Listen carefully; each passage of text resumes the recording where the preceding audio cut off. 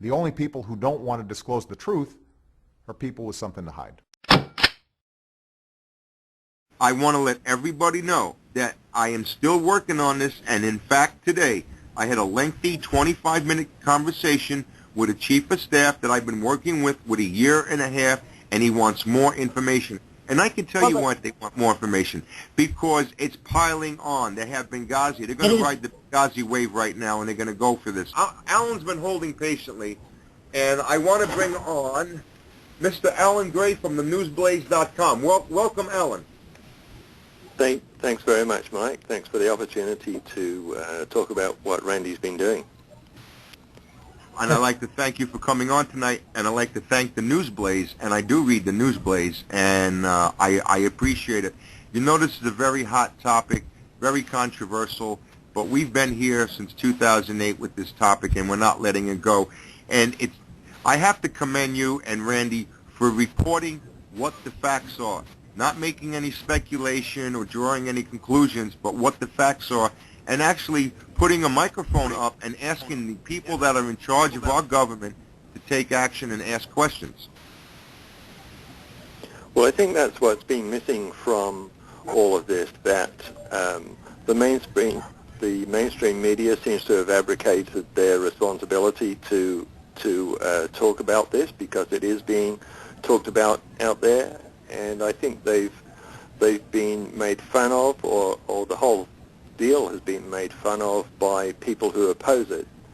And so I think the mainstream media has pulled back and decided that they didn't want to be told about that, and so they've just pulled right out of it and just ignored it. There are probably other reasons, but that's one of the reasons I think that it's been going on. But we don't really care about that. People can yell and scream at us as long as they like. What we're interested in is finding out the truth about things and presenting that. Alan, when did you first become aware of this controversy?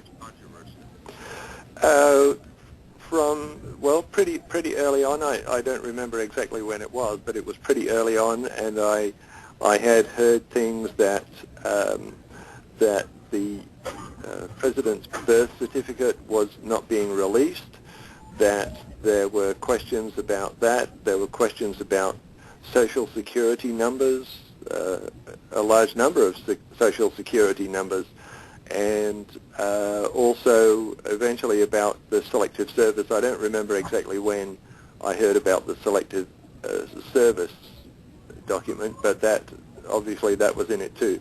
So I'm really glad you're talking about all of those documents, because it's the whole thing put together. There are so many things that just don't make any sense, and so that's why we're interested in pursuing that, because there are so many things that don't make a lot of sense. All of us have documents related to us and what we've done and where we've been, and sometimes they come from different places, and so they've got different signatures and different styles, all that kind of thing. But you would think that someone in a job as important as the President of the USA would have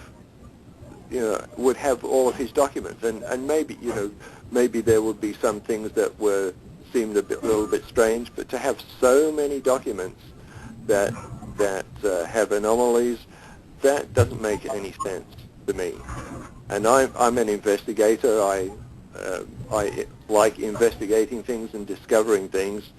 And when Randy came to me and he said, I'm here in Washington, D.C., and I can go and talk to people about all kinds of things.